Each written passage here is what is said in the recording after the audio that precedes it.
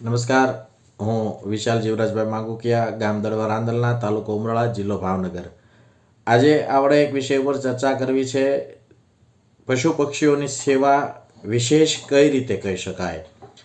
સત્ય સનાતન હિન્દુ ધર્મ, જ્યારે સનાતન ધર્મ સેવા પરમો ધર્મના સૂત્રને બહુ સારી રીતે જાણતો હોય અને તમામ હિન્દુઓ, તમામ દેશવાસીઓ જ્યારે સેવાને એક શ્રેષ્ઠ ધર્મ તરીકે અપનાવતું હોય ત્યારે એમાં ખાસ વિશેષ પશુ અને પક્ષીઓનું મહત્ત્વ આ સમગ્ર સજીવ જીવન માટે કેટલું ઉપયોગી છે એના વિશે ચર્ચા કરીએ.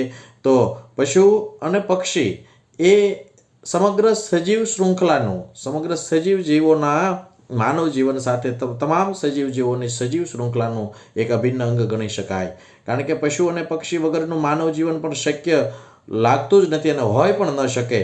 એટલે પશુ અને પક્ષીઓ એ લાચાર છે, એની પાસે વાચા નથી. માણસ પાસે વાચા જ ભગવાને આપી છે, પણ એ પશુ પક્ષીઓ પાસે વાચા નથી. એ પોતાની સેવા સામેથી માંગી નથી શકતા. બીમાર હોય, લાચાર હોય કે અકસ્માતમાં ઘાયલ થયા હોય ત્યારે તેઓ પોતે પોતાની સેવા માંગી નથી શકતા. ત્યારે માનવોએ એની પ્રત્યે કરુણા ભાવ હૃદયમાં પ્રગટાવી અને પશુ પક્ષીઓ પ્રત્યે સેવાનો ભાવ દર્શાવવો જોઈએ. જો કદાચ તમે વિચાર કરો, પક્ષીઓ ન હોય તો ધાન્યનું ઉત્પાદન જ બંધ થઈ જશે.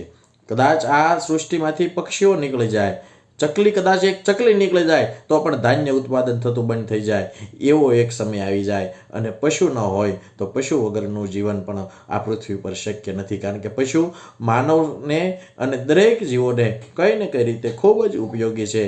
જ્યારે એનું નિયમન કરવું, એની સેવા કરવી એ પણ માણસ માટે એક શ્રેષ્ઠ ધર્મ છે.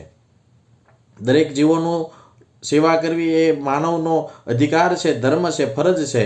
પણ પશુ અને પક્ષીઓ એ ધોમધખતા તડકામાં હોય, વરસાદ હોય, બીમાર હોય, લાચાર હોય, અકસ્માતમાં ઘાયલ થયેલા હોય અને આપણી નજરે ચડે તો એને આપણે આપણાથી થતી યથાયોગ્ય સેવા કરવી જોઈએ. અને જો આપણે સેવા ન કરી શકીએ તો જે લોકો, જે સંસ્થાઓ સેવા કરે છે એમની આપણે માહિતી મેળવી અને એ સંસ્થા સુધી એમને પહોંચાડવા જોઈએ અથવા એ સંસ્થા સુધી માહિતી પહોંચાડવી જોઈએ. ત્યારે જ આપણો માનવ ધર્મ એ સાર્થક થશે.